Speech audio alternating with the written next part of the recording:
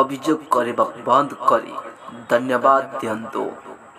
କାରଣ ଆପଣଙ୍କ ପାଖରେ ଯାହା ଅଛି ତାହା ବହୁତ ଲୋକଙ୍କ ପାଇଁ ସ୍ୱପ୍ନ।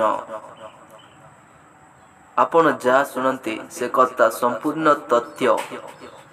ବାସ୍ତବିକତାକୁ ନ ଜାଣି ବିଶ୍ୱାସ କରନ୍ତୁ ନାହିଁ। କାରଣ ସତ ଅପେକ୍ଷା ମିଛ ଶୀଘ୍ର ପ୍ରଚାରିତ ହୁଏ। ଯଦି କେବେ ଭଲ ଲୋକଙ୍କ ଦ୍ୱାରା କିଛି ଭୁଲ ହୋଇଯାଏ ତାହେଲେ କ୍ଷମା କରିଦିଅନ୍ତୁ। କାରଣ ବଡ଼ ଲୋକଙ୍କ ମୂଲ୍ୟ କେବେ କମ୍ ହୁଏ ନାହିଁ। ଯେତିକି ଖଣ୍ଡେ ସୁନା ଅଳିଆରେ ପଡ଼ିଗଲେ ମଧ୍ୟ ତାର ମୂଲ୍ୟ କେବେ କମ୍ ହୁଏ ନାହିଁ। ନିଜକୁ ସେତିକି ଯୋଗ୍ୟ ବନାନ୍ତୁ।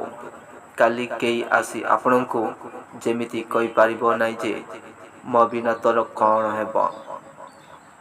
ଯିଏ ଆପଣଙ୍କୁ ବିଶ୍ୱାସ କରେ ତାକୁ କେବେ ମିଛ କୁହନ୍ତୁନି। ଯିଏ ଆପଣଙ୍କୁ ମିଛ କୁହେ ତାକୁ କେବେ ବିଶ୍ୱାସ କରନ୍ତୁନି। କାହାର ଶୀଘ୍ର ସଫଳତା ଦେଖି ଦୁଃଖ କରନ୍ତୁନି।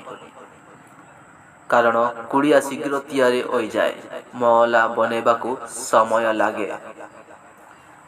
କ୍ରୋଧ ଅନ୍ୟର କ୍ଷତି କରୁ କିମ୍ବା ନ କରୁ, କିନ୍ତୁ ନିଜର କ୍ଷତି ନିଶ୍ଚୟ କରିଦିଏ। ଆପଣଙ୍କୁ ଭିଡ଼ିଓ ଭଲ ଲାଗିଥିଲେ ଲାଇକ୍ କରନ୍ତୁ, ସେୟାର କରନ୍ତୁ ଏବଂ ଆମ ଚ୍ୟାନେଲକୁ ସବସ୍କ୍ରାଇବ୍ କରିଦିଅନ୍ତୁ।